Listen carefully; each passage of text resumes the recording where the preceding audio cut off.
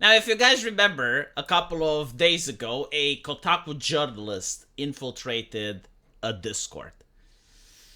Her words, not mine. And by infiltrated, I mean she used her real face and her real name. It's a top of the level infiltration, isn't it? Splinter Cell 101. What can I say? Kotaku. They hire the best.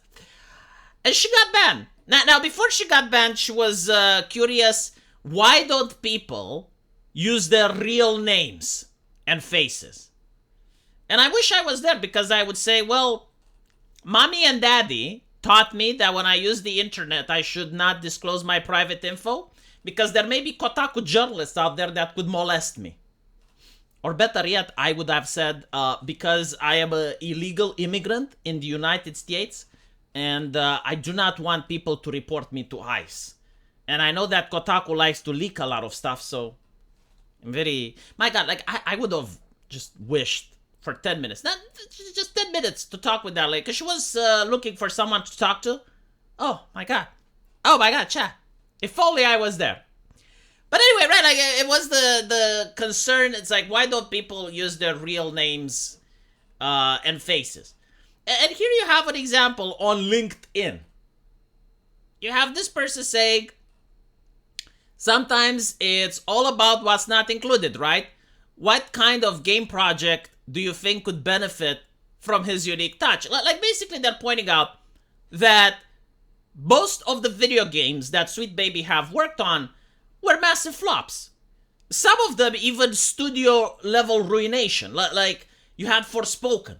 That one tanked an entire fucking studio. And you know, a lot of people say, well, Sweet Baby doesn't do blah, blah, blah. If you are a person, like a game developer, and you show your resume to a company, and the last 5 games you worked on ended up being failures, even if it's not your fault, it's going to affect your reputation. Like, seriously, think about it. You have a game developer that's coming to you for employment. And the last 5 things that they worked on were colossal failures, and you have another game developer that worked on some things that were popular. Which one would you hire? You know, forget about game development. Let's talk about another industry. Let's talk about bridge building. You have this guy who worked on 5 bridges and they all collapsed. Now, maybe it's not his fault.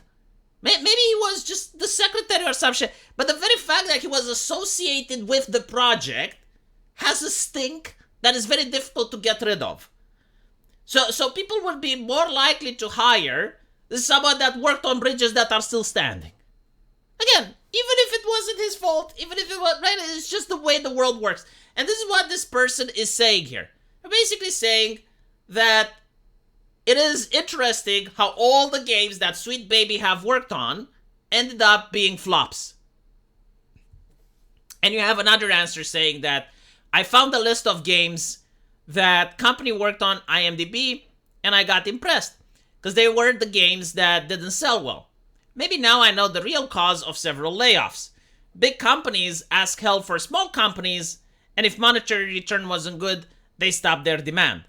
So small companies need to decrease their team due to the lack of money and demand. So they're basically talking about the industry, right? Like, they're not doing any harassment, they're not doing anything wrong. Like, they're just talking about how the industry is going and, just normal conversation. You can tell a harassment campaign has a genuine danger of going mainstream when you see posts break containment from social media and break into professional networks like LinkedIn.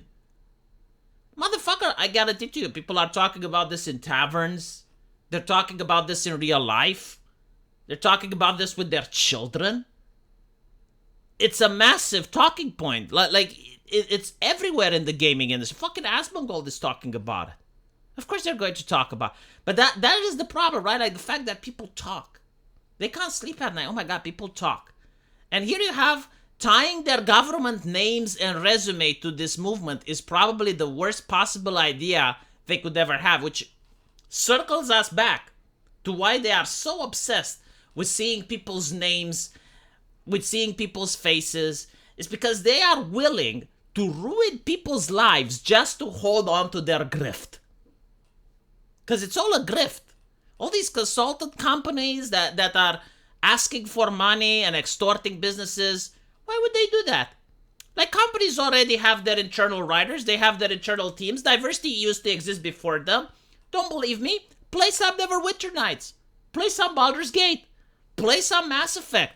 These were games that were way before Anita Sarkeesian and Sweet Baby. They were amazing games, cost less to make, looked better than the games that we have today, and unlike Forspoken and many other games, they actually ran on day one. You didn't need to wait for a patch to be able to have a functioning product, and they were cheaper to purchase as well. They are objectively better products in every way, shape, or form.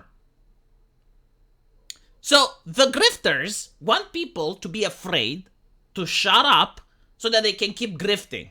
Because it is $1 million industry. It's not just Sweet Baby. There's many other companies. And it's a very bad time now, especially now when they were trying to get into Japan. They were managing to make the push and trying to convince Japanese studios to hire them and hire their localizer team and their consultancy group. Like, they were looking to expand. When all the AAA game companies are cutting costs and they're firing people, they were looking to expand. And they really don't need this talk right now. They really don't want this conversation to take place. They hate it so fucking much. And that's why they're trying to gaslight gamers. And it's like, oh, you think you're going to boycott AAA? Oh, here's some statistics. This is why you won't make a dent. And at the same time, they're saying, oh, we need to take down the Steam curator guy. Like, no, this is unacceptable. We need to take down the Discord server. We need to silence them. Someone is talking on social media. They're talking on LinkedIn. Okay, well, we're going to have to ruin their life. They wouldn't do that if this was non-consequential. And they're like, oh, notice the word we. Yeah. If you're a game developer, the last place you want to be is a AAA company, unironically. Like find yourself a small indie project, do some game jams. You can have more luck. I mean, look, it is the time of the indie. You have Pal World, you have the Coffin of Ashley and Lele, you have Helldivers, all these indie games coming up for $40, even less. There is absolutely no reason why you want to work at a AAA company. You don't want the stress. And not to mention, when they eventually fail, you're going to get fired anyway. So if you're a game developer, do your own project, crowdfund. Talk to some friends, make a circle. Make a porn game. The market is craving for them. And they're cheap to make. All you need, you don't need that difficult gameplay. You don't need... Just have a couple of assets, make a good story, make it interesting, have your audience, and sell it. Trust me, you're going to make money. Assuming that's what you want to do. Don't listen to these weirdos. Let me know what you guys think, and as usual, I will see you in the comment section. Take care.